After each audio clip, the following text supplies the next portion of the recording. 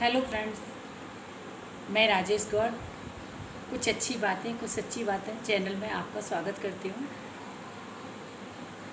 मैं अभी एक वीडियो डाला था मैंने, आपने शायद देखा होगा।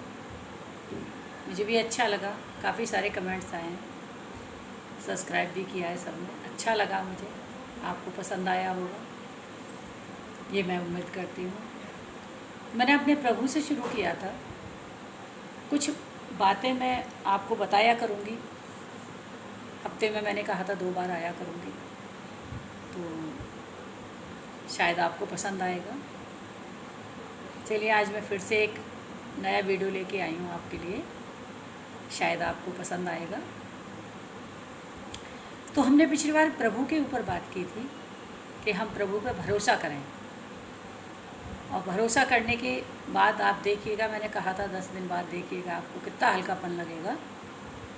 शायद आपने मेरी बात पे गौर किया होगा।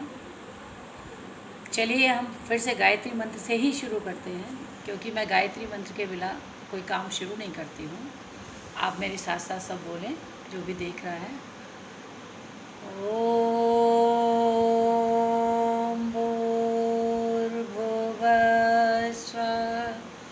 तत्सवितुर्वरेण्यं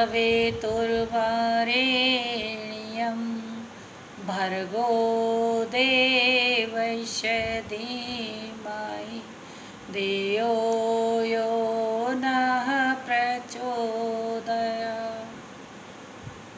माँ गायत्री आपका कल्याण करे, मेरे गुरुदेव सबके भंडारे भरें।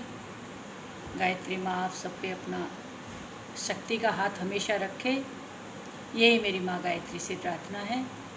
सब ध्यान रखेंगे माँ गायत्री आपका। चलिए, आज हम इस बात पे चर्चा करते हैं। देखिए, सावन का सोमवार शुरू हो गए हैं। कल सावन का सोमवार था, पहला सावन का सोमवार था। सभी को अच्छा लगा होगा। पूरे महीने अब शंकर जी के शरण में सब लोग ध्यान लगाएंगे, कुछ सिप्रान चलेंगे मंदिर में, कहीं कुछ होगा, अच्छा लगेगा। पूरा एक महीना पता भी नहीं चलेगा कैसे कट जाएगा प्रभु की शरण में जाके।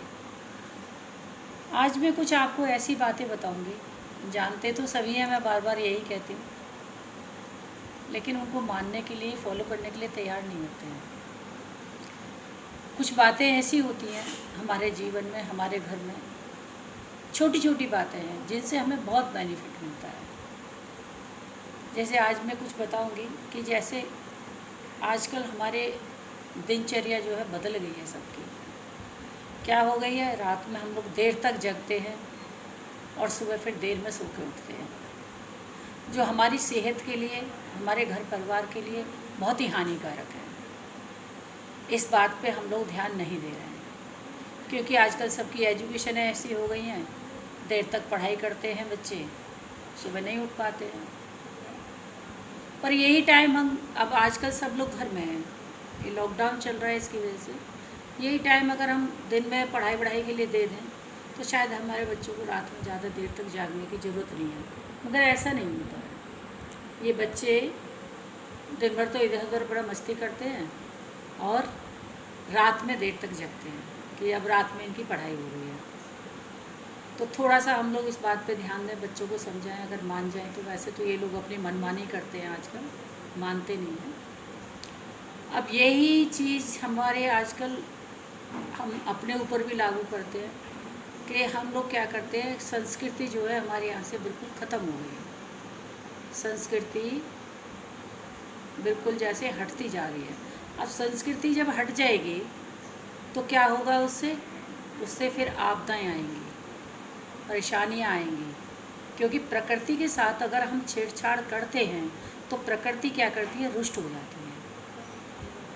अब रुष्ट हो जाएगी तो फिर वो अपना आवेश में आके कुछ ना कुछ हमको ऐसा दिखाएगी कि अब देखिए, अब ये कोरोना का ही ले लीजिए, कितने दिनों से ये परेशानियां आ रही हैं।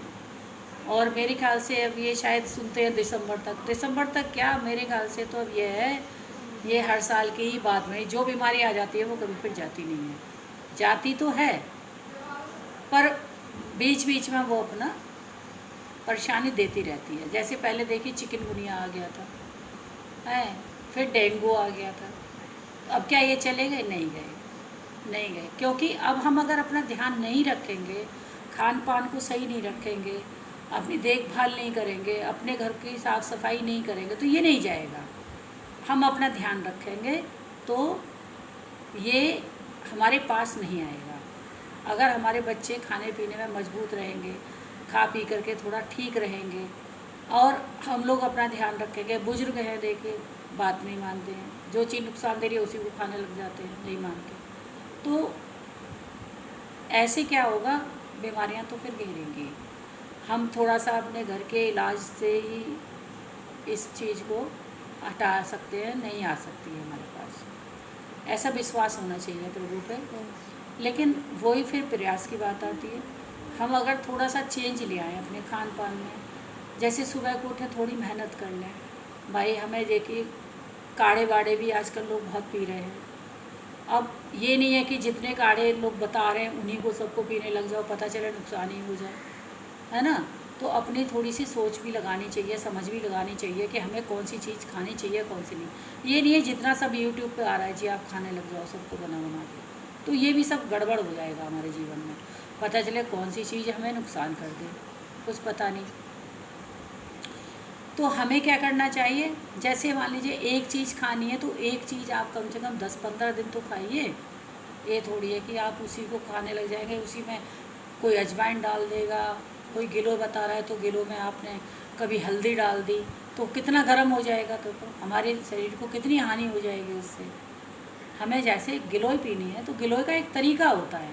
जैसे हमको एक व्यक्ति के लिए क्या करना है, एक 4 उंगल का टुकड़ा लेना है गिलोय का। आप उसको अच्छी तरह से धो लीजिए, और धोने के बाद ये आप उसको पूरी डंडी को ही ले लीजिए, उससे छोटे टुकड़े करने की ज़रूरत नहीं है। और उसको ये आपके घर में होता है जिससे आप अदरक वगैरह कूटते हैं, उससे आपको साफ़ करके स्लैब पे ऐसे ऐसे करके आप उसको कूट दीजिए, और उसे 1 गिलास पानी में डाल दीजिए उबलने के लिए, ठीक है। उसमें डाल दीजिए 2 पत्ते नीम के, और 6-7 पत्ते डालिए तुलसी के। सिर्फ ये 3 चीज़ें ही आपको डालनी है। और जब वो 2-3 उबाला, उसमें ऐसा नहीं है कि उसको मतलब हमें आधा करना है पका के, उसमें 2-3 उबाले आ जाएंगे, वो पीने के लिए ठीक है। और फिर वो थोड़ा ठंडा हो जाए, आप उसे छान के पी लीजिए। तो नीम क्या करेगा? नीम आपके खून को साफ़ कर देगा। तुलसी के तो गुण आप जानते ही हैं। हमारे अंदर कोई थकान है, कमजोरी है, कोई बुखार है, तो वो सब निकल जाएगा उससे। आप इस काढ़े को कम से कम जब भी शुरू करें 15 दिन 20 दिन तो पीजिए, बुखार आपको आएगा ही नहीं। और जो आपकी ये सांस फूलती है ये भी नहीं फूलेगी, कमजोरी आपको होगी नहीं। तो हमारा क्या होगा? ब्लड पूरा साफ़ हो जाएगा नीम और गिलोय से। तो जब ब्लड साफ़ हो जाएगा तो बीमारी कहाँ से आएगी? हम स्वस्थ हो गए, है ना। जब स्वस्थ हो जाएंगे हम तो फिर कोई दिक्कत ही नहीं है। जब पहले हम अपने शरीर की सफाई करेंगे तब जाके काम चलेगा, बीमारियों से लड़ने के लिए हम तैयार हो जाएंगे। तो ये जो गिलोय है आप इसको इस तरह से पीजिए, उसमें कोई अजवाइन हल्दी डालने की ज़रूरत नहीं है, ठीक है। ये है। अब ये तो हो गई आपकी गिलोय। अब जैसे आजकल क्या है, शरीर में वाई बहुत हो जाती है, क्योंकि हमारे खान पान ऐसे हो गए। हम लोग देर में खाना खाते हैं, देर में खाते हैं, खाते ही सो जाते हैं, टहलने नहीं जा पाते हैं। कई लोग जाते हैं टहलने, कई लोग नहीं जा पाते, उनको शरीर में प्रॉब्लम होती है। तो उससे क्या होगा? अब जैसे मेथी है, मेथी बहुत ज़्यादा नहीं भिगोनी, आप उसको आधा चम्मच भिगोइए। आधा चम्मच भिगोने के बाद आप या तो मिट्टी के बर्तन में भिगोइए या फिर कांच के बर्तन में भिगो दीजिए। कोई भी गिलास ले लीजिए और उसको पानी से भर दीजिए। 1 गिलास पानी काफ़ी रहता है। तो उसको मेथी को क्या करना है? चबा के खाना है, और गिलास भर पानी जो है उसका मेथी का वो पीना है। कड़वा नहीं लगेगा। कई लोग सोचते हैं कड़वा लगेगा, कड़वा नहीं लगेगा। उस मेथी को जब आप खाएंगे तो कटोरी में मेथी निकाल लीजिए, पानी को अलग कर लीजिए। उसी में क्या करेंगे आप? किशमिश अगर भिगो के खा सकते हैं तो भिगो के खाइए, भिगो के कई लोग नहीं खा सकते हैं, अच्छी नहीं लगती है। तो किशमिश को आप 15 मिनट पहले धो के रख दीजिए। 20 किशमिश कम से कम होना चाहिए एक आदमी के लिए, और 5 बादाम और 1 अखरोट। इनको आप धो के 10-15 मिनट पहले कटोरी में रख दीजिए, और उसके बाद आप इसको मेथी के साथ ही चबा के खा लीजिए, और जो मेथी का पानी है उसको आप पी लीजिए। ये सुबह सुबह आपको करना है। उसके बाद आप देखेंगे कि आपकी जो एनर्जी है शरीर की वो बढ़ जाएगी, और शरीर में शायद जो रोग की वो है, कैल्शियम है, ब्लड की कमी है, ये आपका उससे पूरा हो जाएगा। ये आपका मेथी काम करेगी। गिलोय जो है वो तो आपका बुखार वगैरह कम करेगी।